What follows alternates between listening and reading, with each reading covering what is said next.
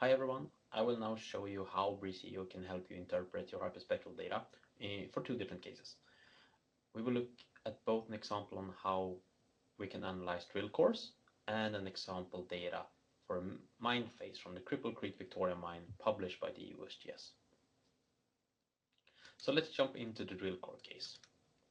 And we know that when you work with drill core, an important part is the depth. So the first thing that we will do, and there will be a cornerstone during this analysis, will be depth registration. And to do that, we have our own depth registration tool within the software. We can see here I've already started doing the depth registration just to save some time. But basically, what you would do is you would select the amount of lines that you need and then decide if it's core, rubble, or loss that you want to add. So in this case, when it's core, I select core and double click and then drag over the region I want to register. And we can see that the value changes here, and this registration that we do is based on the resolution of the camera and the lens that you use. When everything is registered, we can go into the analyze tree to start adding our analysis tool. And I have already done that here, but we can go over what I've added here.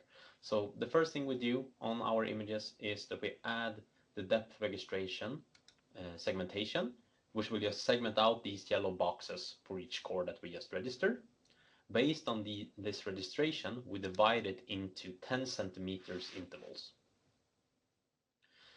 Based on those 10 centimeter intervals, we can assign or provide the start depth, the end depth, and the length of these intervals. We will add the algorithm USGS Prism Mica, which is a mineral identification and classification algorithm and an expert system provided by the USGS. And to use it, we need these MCF files, which contains the spectral information from a lot of different predetermined spectrums that have been determined and classified by the people at USGS. Here we can select a bunch of them to see how the spectral differs. We can decide and say, okay, we know that the plastics and vegetation is nothing we want to include because we're not expecting any of those in our core boxes, so we exclude them from the analysis. We press OK, and based on this analysis, we will add the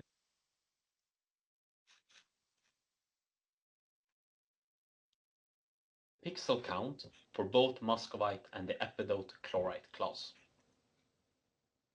And when we've done this, we can go to the table view and press this apply changes button, which will calculate this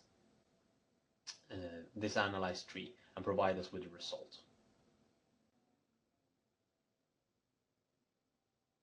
So now, when the analysis has been finished, we just need to change the segmentation visualized here in the table to the 10 centimeter increments to see our result. We can go here and press this image preview to get the result from the USGS Mica. And I will just make it a little bit bigger here, but here we can see the pixel prediction based on our segmentations in these 10 centimeter intervals. We can also see all of the different classes to get identified, and down here where it says value, we can highlight over a region to see what that pixel class gets. We can also see the pixel count of muscovite and epidote and how that changes while we scroll down by depth. So now we can see we're here and the second box and so forth. What we also can do is we can go back into the group and look at one image to a tool called Pixel Explorer, where we now can see both the USGS classification and the pseudo RGB image next to each other. We can hover over a pixel to get in this yellow box the class muscovite, select that pixel to look at the spectrum for that pixel to identify and see, yep, we see a clear muscovite spectrum so we are classified correctly. The same goes for the epidote chloride spectrum here. For the other analysis that we will look at, which will be the Cripple Creek example, here what we have done is that we have manually selected a region of interest of the mine to remove all of the parts that we're not interested in. Based on that region, we remove the shadow areas. Then we apply the USGS prism spectrum again, but we're also applying something called minimum wavelength mapping, which uses a continuum removal to enhance the absorption feature so we can pinpoint the absorption position. And now we're looking at the 2200 nanometer feature. And based on this feature and the feature position, we can add classes to determine where we have our minimum for each pixel. If we go to table to look at the result here, this is what we get. So once again, I will just make this a bit bigger. For the USGS, we have the same color coding as before. So we have a lot of muscovite here, and some kaolin, and some mixtures. We see the result on the minimum wavelength mapping visualized here, and it uses a two-dimensional legend where the color is based on the wavelength position and the depth is indicated by the intensity of the color. If we look at the data slicing, where we use this feature position from the MBL to assign classes, we get the following results.